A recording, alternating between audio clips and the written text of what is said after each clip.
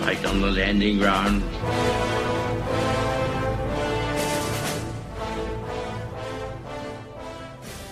Thank you for joining us. You are listening to A Radio, and this is The Morning Moment. Please click on the follow button on Spreaker.com. This next piece is from one of my most favourite speakers, Anne Marie Waters, and she was speaking in Stockholm in 2016. And the link can be found on the Agenda of Evil, and I will put a link to that on my site. And they are a very, very good source as far as I'm concerned. I want you to listen to this. It's long, but I wanted you to get a feel for her thinking and her logic, because that's what it is. This is just a short clip from the main video, which, as I say, I will put a link on my website, but I urge you all to listen and watch the full-length video. It's about 20-something minutes long, but it's worth listening to. It will open your eyes. And then after you've listened to it, ask yourself, what is going on? And why is the security of my country not being protected? I don't care if you live in the UK, the US, Australia, Canada, wherever it is. That is a fact. The truth is the truth. Those who stand with those who push for M103 in Canada, and that's what I call it, are no friend of democracy. None.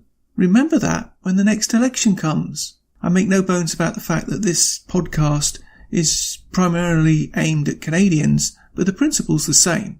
That we must stand up for our free speech, which is M103. That's the attack on free speech in Canada. Ask your MP when you attend his next forum, did you vote for or against M103, whatever they call it. If they fudge the answer, and they say they abstained, that means they had no opinion on free speech. If they voted for, then they do not believe in free speech. If they voted yes, then they understand. No one in Canada can support any MP who supports this bill or any other bill. No Canadian citizen can be Canadian if they don't believe in free speech. So ask yourself just one question, and then ask your MP that same question. And Dangerous Words is such a great title for this conference. And I think in the year 2016, you might assume that the most dangerous words you could utter would be words that are critical of Islam. And I think that's a fairly safe assumption. To be critical of Islam or even unflattering can result in death at the hands of the state, i.e. not the extreme fringe, but the law of the land, in numerous Islamic countries, including countries from which thousands upon thousands, if not millions, of people are now arriving in Europe. And punishment for insulting Islam has widespread support from Muslims around the world. The death penalty for leaving the faith, for example, has vast support across the Middle East and North Africa. In some countries, that support is above 80%. In the UK, a Channel 4 poll a few years ago revealed that 78% of British Muslims believe that those exhibiting Muhammad cartoons should be criminally punished. We have writers butchered in Bangladesh, Christians jailed in Pakistan, bloggers lashed in Saudi Arabia. Vast swathes of the world, of the Muslim world, either by law or vigilantism, will not accept or tolerate the expression of anything which reflects badly on Islam. And the reasons for this are obvious.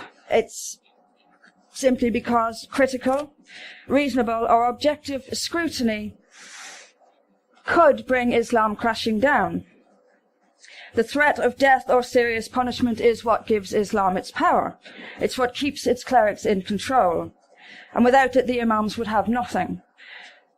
It is only through imposition of Islam by force that it survives. And even Yusuf al-Qaradawi, a friend of the former mayor of London, a man of the Muslim Brotherhood, himself said that if the apostasy laws of Islam were abolished, Islam would cease to exist.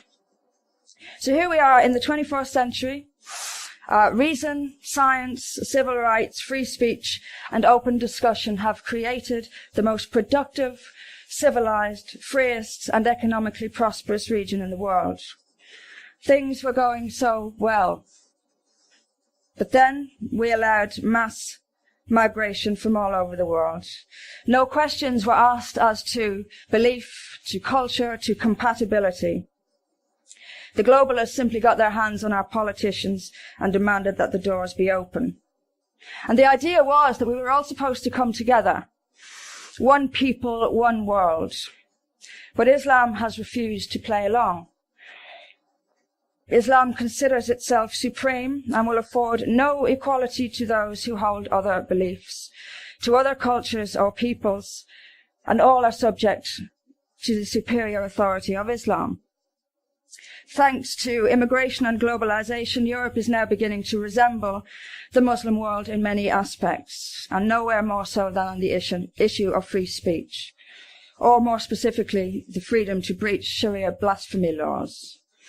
In Europe, insulting Islam can and does result in a person being fired from their job. In Europe, insulting Islam can and does result in a person facing criminal charges. Insulting Islam can and does result in murder and bloodshed. This is Europe in the 21st century. Post-Enlightenment secular democracies now have the brutal fist of Islam pounding on our right to speak. But here's the thing. This is the complication. We could assume that insulting Islam is actually the issue. But on any more detailed analysis of this, it isn't actually insulting Islam that is the problem. It's telling the truth about Islam. That is the reason for its prohibition both in the Islamic world and in Europe. And in order to persuade the people of Europe to allow mass migration from the Muslim world, it was necessary to convince the people of Europe that Islam was a religion of peace. And to do this, it was necessary to misrepresent its scriptures, to lie about the kind of societies it creates, and to disguise the brutal oppression that it inspires.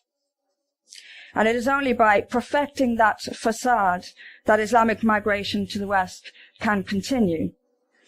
Anything that exposes the truth of living with the influence of Islam is to be quashed, because the truth is the real enemy and the truth is the problem.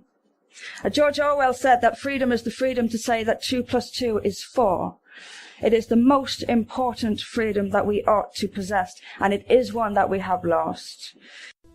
You can find more at aradio.wordpress.com, where you can find links to us on Twitter, Facebook, Instagram, iTunes, iHeartRadio, Gab, and email. We are continuing to reach out to you, so please pass on the links. Please click on the follow button on Spreaker.com. You can listen to all my morning moments at Spreaker.com under A Radio, that's EHRADIO, A Radio. And please click on the like button. And you can find all my podcasts and morning moments at aradio.wordpress.com and click on the Morning Moments tab.